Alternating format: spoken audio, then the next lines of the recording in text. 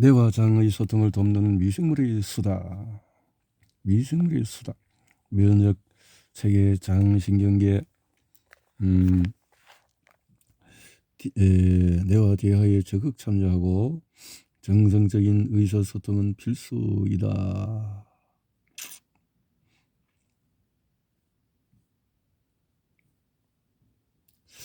신호전달 물질.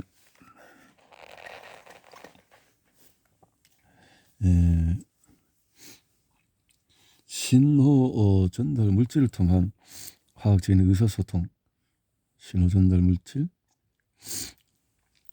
이탈리아 생물학자들은 비토리오 에스파머의 지휘 아래 열대우림 개구리 피부에서 장펩타이드를 처음 발견했다. 장펩타이드는 포식자에 대한 방어 역할을 하는 듯했다. 미숙한 어린 새가 개구리를 잡아먹으면 장펩타이드가 새의 장관에서 분비되는 불쾌한 장 반응을 일으켜서 결국 새는 개구리를 토해내고 만다. 그러나 어린 새는 이제 더 이상 비슷한 종류의 개구리는 잡아먹지 않게 된다. 개구리가 새의 조직에 반응하는 펩타이드를 생성하므로 개구리가 새가 화학적인 의사소통 체계를 공유한다는 결론이 나온다. 어린 시절의 상습적인 관정이 부른 참사.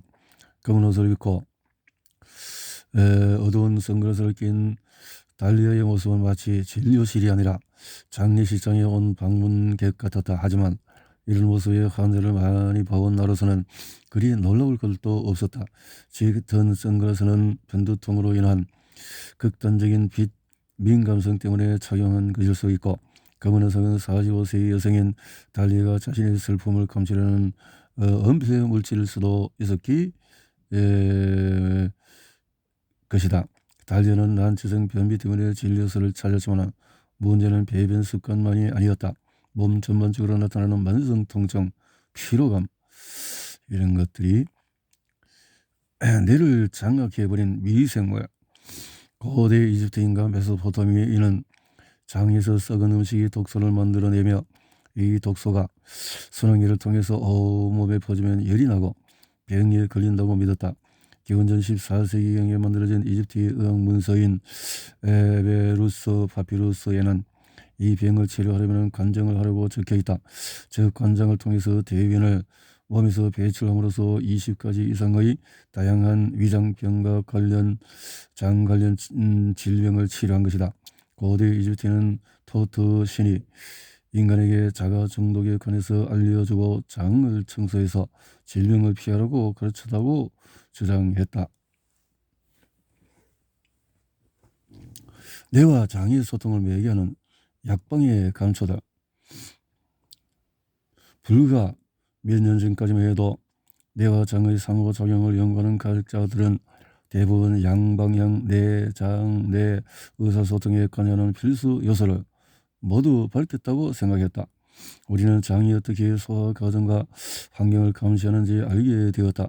장이 열, 냉기, 통증, 근육의 당김, 산도, 음식 속 영양분을 감지하는 방법과 그 외에 다른 특징들도 많이 밝혀내었다.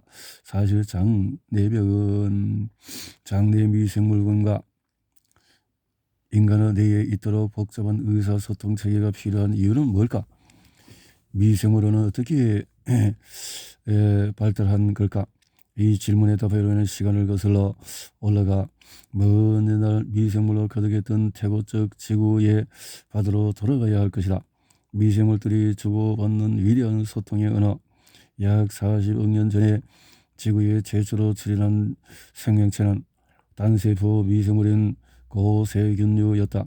초기 30억 년 동안의 고세균이 번성하면서 미생물은 지구에 거주하는 유일한 생명체였다.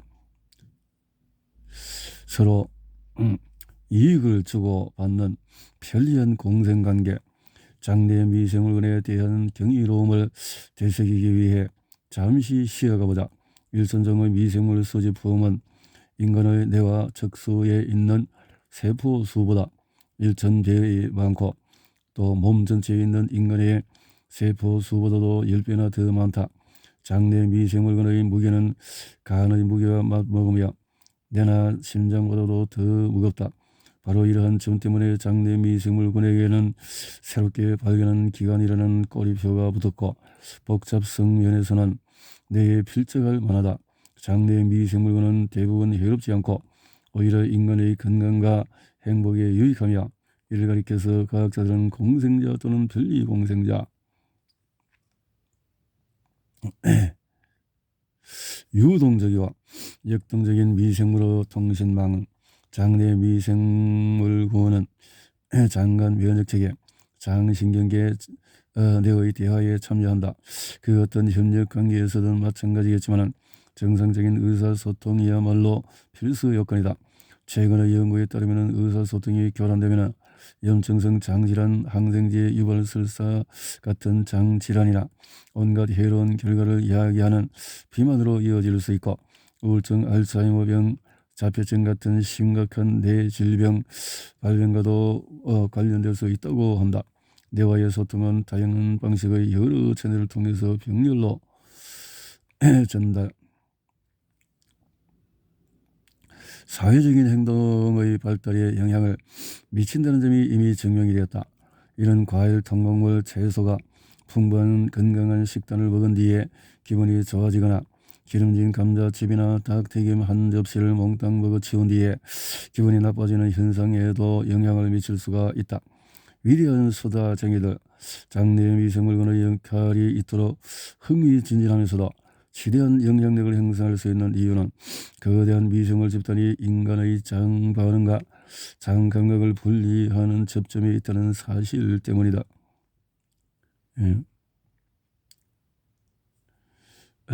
뇌와 장과 장내 미생물군 축이라고 부르려고 하는데 20세기 동안의 과학자들은 인간의 몸속에 동반적인 미생물을 볼 수 없었다.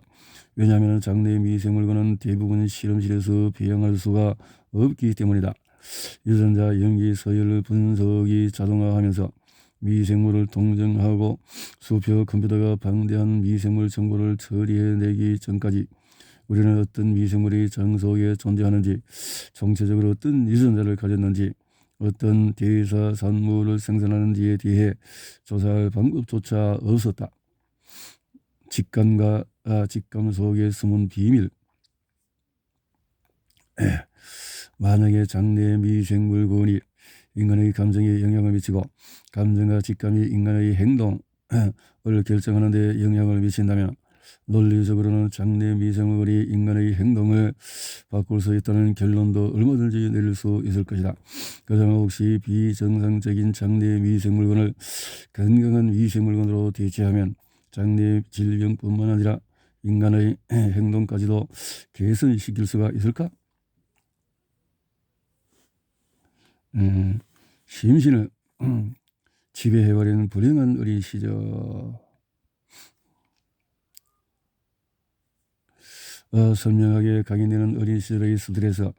2002년 봄에 애리조나주 세도나에서 열린 소규모 학술 대회에서 소신 있는 2명의 여사가 스트레스 관련 질병의 원인에 관해 논란의 소지가 다분한 견해를 발표했다. 나는 당시 에모레대학교의 저명한 정신 무엇이 내 신경망을 변형시켰나? 음여 양육이 새끼 지의 뇌를 프로그램하는 데 미치는 영향에 관해서 첫 번째 논문을 발표한 지 얼마 지나지 않아 나는 북미 지역의 생물의학자들이 모이는 미국 신경양리학회에 초대를 받았다. 심포지엄을 했다. 스트레스 효과의 대물림. 세도나 학회에 참석한 강연자 중에는 마운트 사이나이 대학의 저명한 신경과학자 레이첼 예후다, 또 후다는 홀로코스트 생존자의 후손이 성이 되면 트라우마를 겪지 않았음에도 불구하고 우울증이나 불안, 외상, 스트레스, 정신질환을 겪을 위험성이 크다는 놀라운 발견에 대해서 발표했다. 몇몇 부가적인 연구 결과 스트레스와 역경의 세대 간의 전이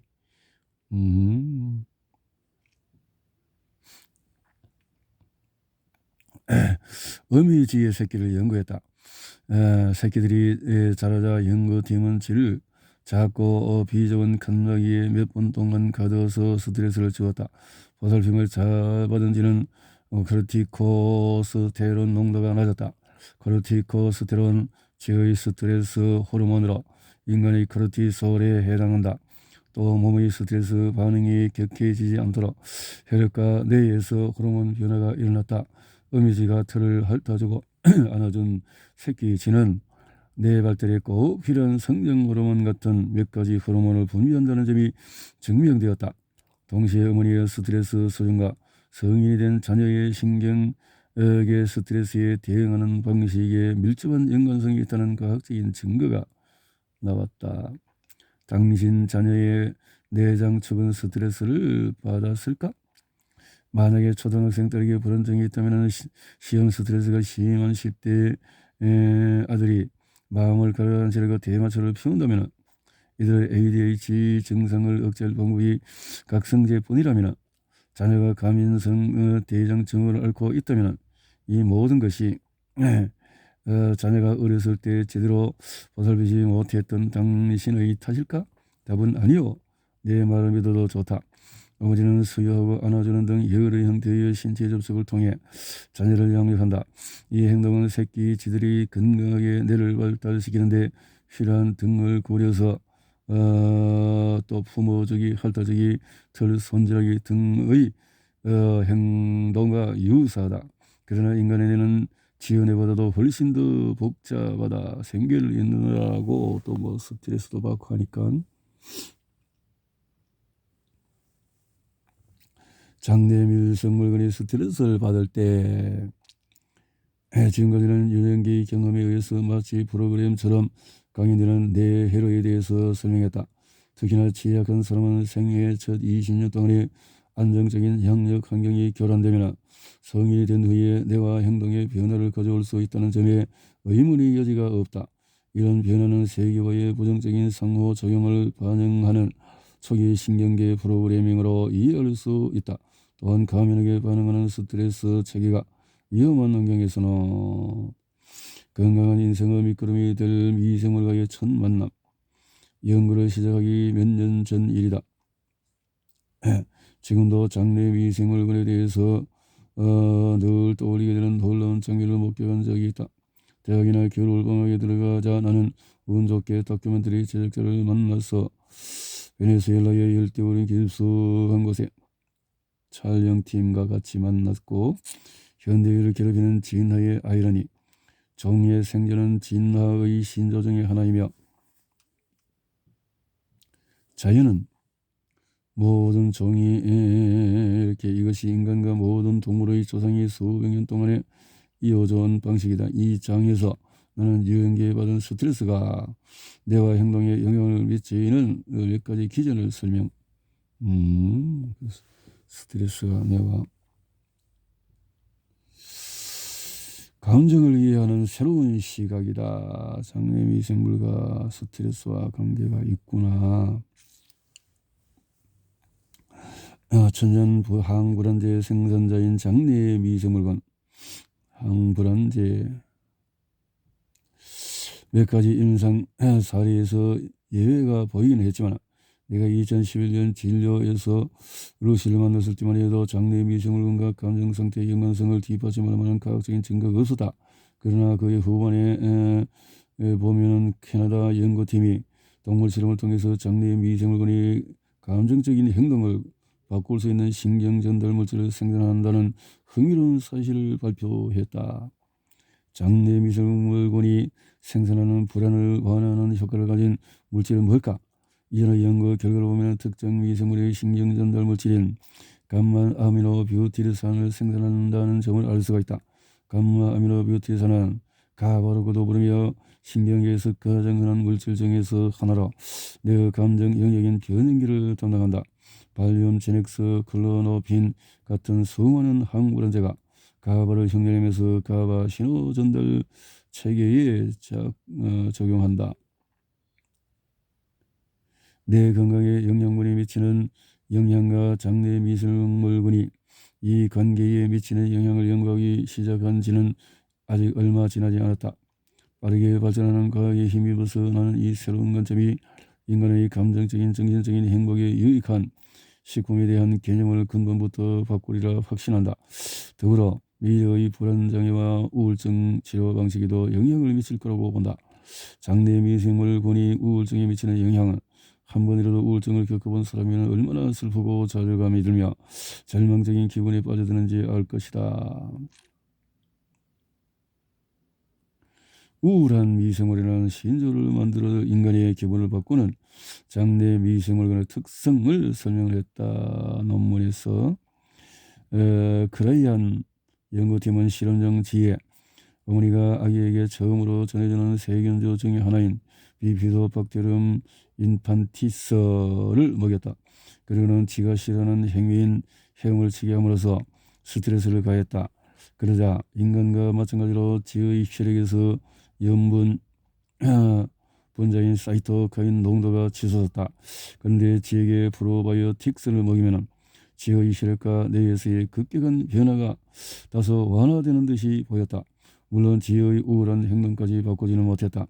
다른 연구를 보면 비피더스 균의 특정 견주가 실험적으로 유도된 지의 우울증과 불안 유사 행동을 완화하는 것으로 보이는데 이는 일반적으로 사용하는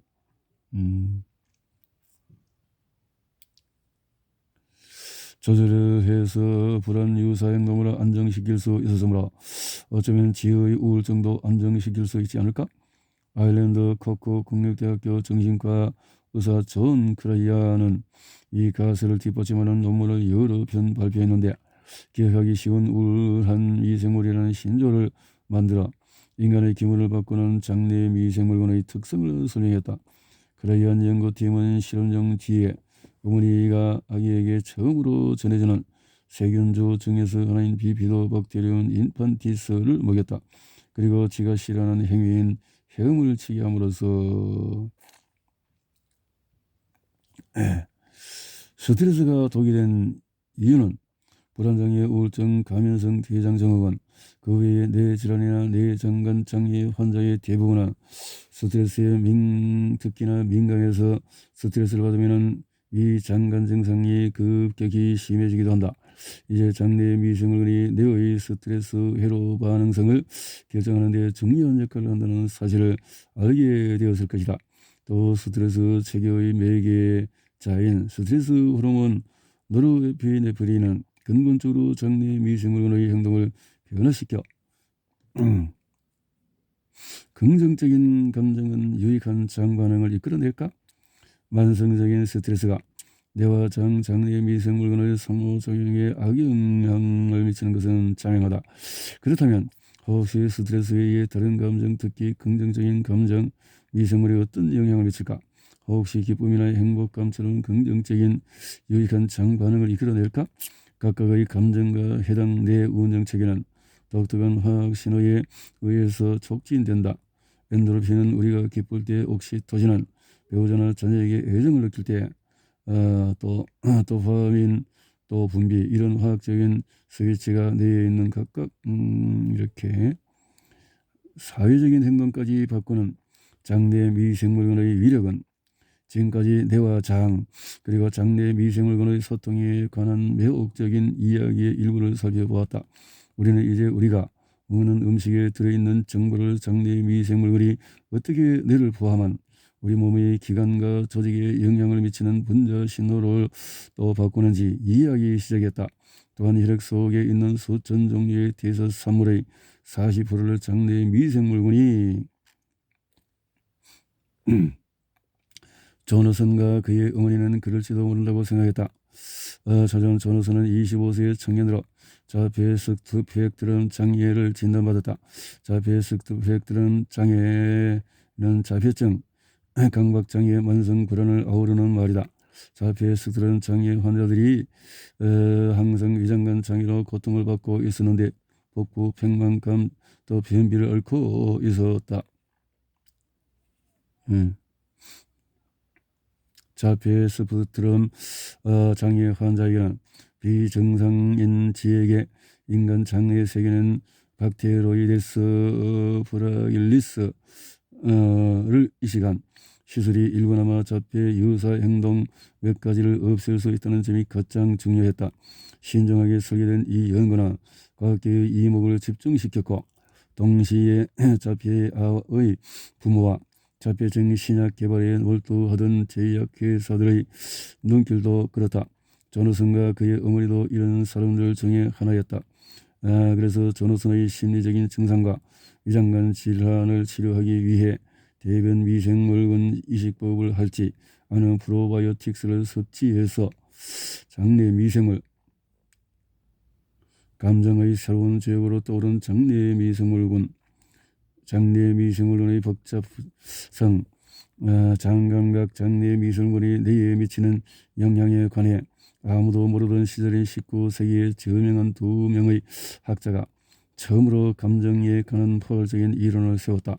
1880년대에 중반 미국 철학자이자 심리학자 의사인 윌리엄 제임스와 덴마크 의사 랑게는 몸의 감각을 인지적으로 평가할 때 감정이 생긴다고 주장했다. 인간의 기관이 강렬한 활동, 즉 심장이 급격히 뛰거나 이렇게 할 때 장내 미생물군과 뇌 측과 외부 세계의 밀접한 연결고리가 뇌, 장, 축은 몸 안의 통제고리, 면역계와 뇌 분비계뿐만 아니라 우리 주변의 세계와도 연결이 된다. 다양한 심리 사회적인 영향에 반응하고 장과 장내 미생물군은 우리가 먹는 음식, 또 약, 또 감염성 여러 가지에 반응한다. 몸은 몸속의 정보와 우리가 사는 외부 세계의 방대한 정보를 통합하는 슈퍼 컴퓨터처럼 움직이면서 최적의 소화 기능과 뇌 기능을 제공한다. 그래서 직감, 감정, 인지가 뇌 면역고리로 장내 미생물 면역고리와 연계성을 갖는다. 그래서 소화를 촉진하기도 하고 또 소화 촉진을 막기도 하고, 그리고 스트레스 내년기 부정적인 경험이 사회적인 또 여러 가지 문제, 영양 상태와 이런 거하고 같이 또 연결이 된다라는 거죠. 그래서 요즘 조선사나이의 통증 혁명 이런 것들이 의미가 있는 내용이라는 것이 이 관계가 되어지는 것 같습니다. 직관에 따른 의사결정이라 7장에 직관에 따른 의사결정.